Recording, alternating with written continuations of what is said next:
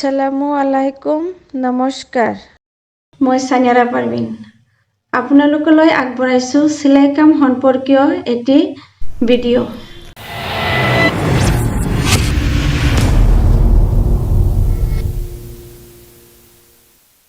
আহক আমি জানি লওঁ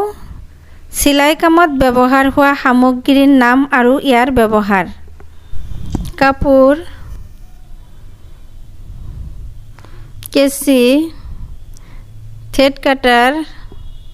টেইলৰ স্কেল মাৰ্কিং বেজি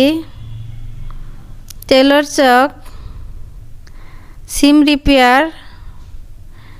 টেইলৰ কিট বক্স সূতা tape dress maker pin frame iron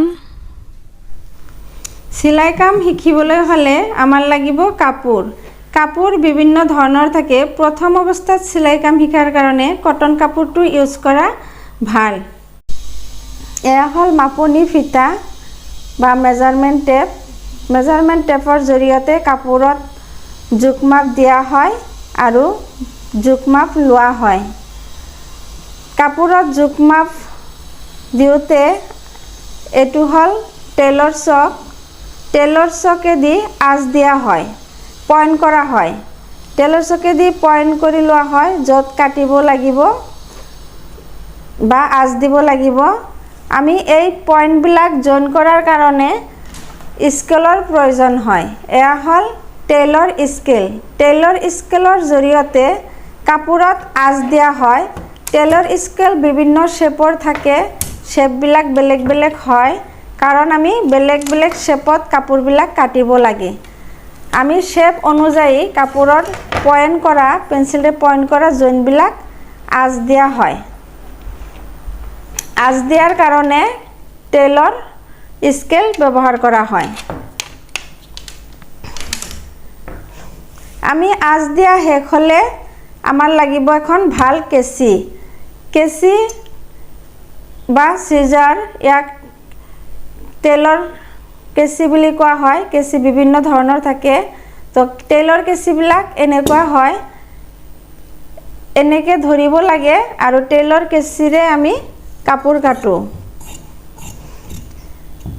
কটা শেষ হ'লে আমি কাপোৰ চিলাই কৰিব লাগিব তো কাপোৰ চিলাই কৰাৰ কাৰণে থ্ৰেড বা সূতা লাগিব তো থ্ৰেড বা সূতা ব্যৱহাৰ কৰিবলৈ আমি বিভিন্ন থ্ৰেড আছে তাৰ ভিতৰত কটন থ্ৰেডবিলাক ব্যৱহাৰ কৰা হয় কাপোৰ চিলাই কৰিবলৈ হ'লে বিভিন্ন আকৃতিৰ বেজিৰ প্ৰয়োজন বেজিৰ আকৃতি বেলেগ বেলেগ থাকে যেনেকুৱা এটো 18 নম্বৰ বেজি 16 নম্বৰ বা তেনেকুৱা হাত বেজিবিলাকো বিভিন্ন আকৃতিৰ থাকে আমি কাপোৰ অনুযায়ী বেজি সিলেকশন কৰি ল'ব লাগে কাপোৰ যদি মোটা হয় তেতিয়া হ'লে বেছি নম্বৰৰ বেজি লাগিব আৰু যদি কাপোৰ পাতল বা সিল্ক টাইপৰ হয় তেনেহলে কম নম্বৰৰ বেজি ইউজ কৰিব লাগিব হাত বেজিৰ ক্ষেত্ৰতো গলৰ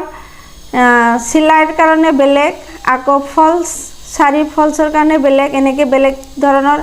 আকৃতিৰ বেজিবিলাক ইউজ কৰিলে কামবিলাক সহজ হয় এইটো কয় থ্ৰেড কাটাৰ বা সিম কাটাৰ বা ট্ৰিমাৰ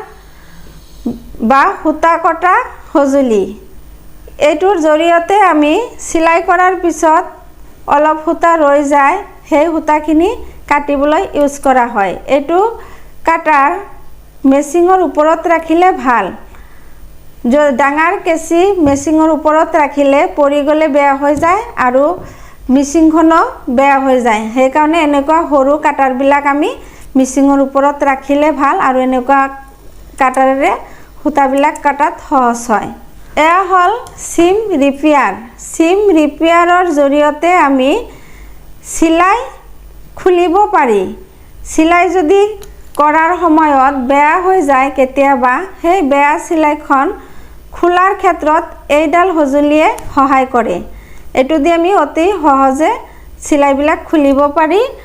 আৰু ছাঠত বা কিবা বস্তুত বুটাম ঘাট কৰিলে বুটাম ঘাটটো কটাটো এই গাল সঁজুলিয়ে সহায় কৰে এনেকৈ ভিতৰত সোমাই দি আগফালে টানি দিলে বুটাম ঘাটখন কাটি যায় মাৰ্কিং চকা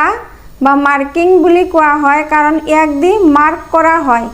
আমি যেটো কাপোৰত আঁচ দিও আঁচটো আমাৰ ওপৰ ভাগে থাকে হে আঁচটো আমাৰ তলৰ যেটো কাপোৰ থাকে হেতুত যদি আমি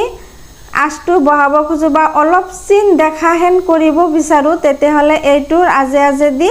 এনেকৈ বহাই দিয়া হয় টানি দিয়া হয় এয়া হল ড্ৰেছ মেকিং পিন এটো ড্ৰেছ মেকিং পিন বুলি কোৱা হয় বা ড্ৰেছ সজোৱা পিন ড্ৰেছ যেতিয়া আমি বনোৱাৰ সময়ত কাপোৰ দুটা বা তিনি এনেকৈ দুটুকুৰা কাপোৰ কেতিয়াবা একেলগ কৰি সিলাই কৰিব লাগে বা কিছুমান কাপোৰত লাইলিন বা আস্তৰ দিব লাগে হেবিলাক কাপোৰ সিলাই কৰাৰ সময়ত যদি এনেকৈ ওলাই যায় বা তেৰা বেকা হৈ যায় তাৰ কাৰণে আমি এনেকৈ সাইডত পিনটো লগাই ললে ভাল হয় এনেকৈ পিন লগাই তাৰ পিছত সিলাই কৰিব লাগে এয়া হল গোলাকাৰ ফ্ৰেম কাপোৰ যেতিয়া ৰিফু কৰা হয় অলপ কাপোৰ যদি ছিঙি যায় হেতুক আমি তুলা বুলি কও বা ৰিফু কৰা বুলি কও তেতিয়া এটো কাপোৰ টাইট কৰি লৈ তাৰ পিছত কৰিলে ভাল হয় হে কাৰণে এই ফ্ৰেমৰ প্ৰয়োজন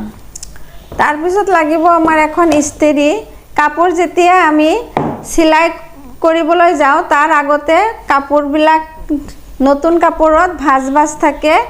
ভাঁজবিলাক আমি এনেকৈ সমান কৰি ল'ব লাগে ইস্ত্ৰি কৰি সমান কৰি লৈ তাৰ পিছত কাটিব লাগে আকৌ কাপোৰ সিলাই কৰা শেষ হলে যেতিয়া কাপোৰত এটা সিলাই থাকিব সিলাইডাল বহুৱাই দিয়াৰ কাৰণে আমি ইস্ত্ৰি ব্যৱহাৰ কৰিব লাগে আৰু কাপোৰখন ভালকে ইস্ত্ৰি কৰি দিলেহে ফিনিশিং দেখা যায় তাৰ পিছত লাগিব আমাৰ ফিংগাৰ থাম্বস এনেকুৱা ফিংগাৰ থাম্বস বিলাক থাকে ফিংগাৰ থাম্বস মানে হল যেতিয়া আমি হাত বেজিৰে কিবা বস্তু সিলাই কৰো এনেকৈ হাতত লাগি যায় ফুটা হৈ যায় যাতে বেছি কাপোৰ সিলাই কৰিলে হাতত ফুটা নহয় তাৰ কাৰণে এনেকৈ ফিংগাৰ থাম্বস বিলাক ইউজ কৰা হয় তাৰ পিছত লাগিব আমাৰ এনেকুৱা এখন বাকচ ইয়াক টেইলৰ কিডছ বক্স বুলিও কোৱা হয়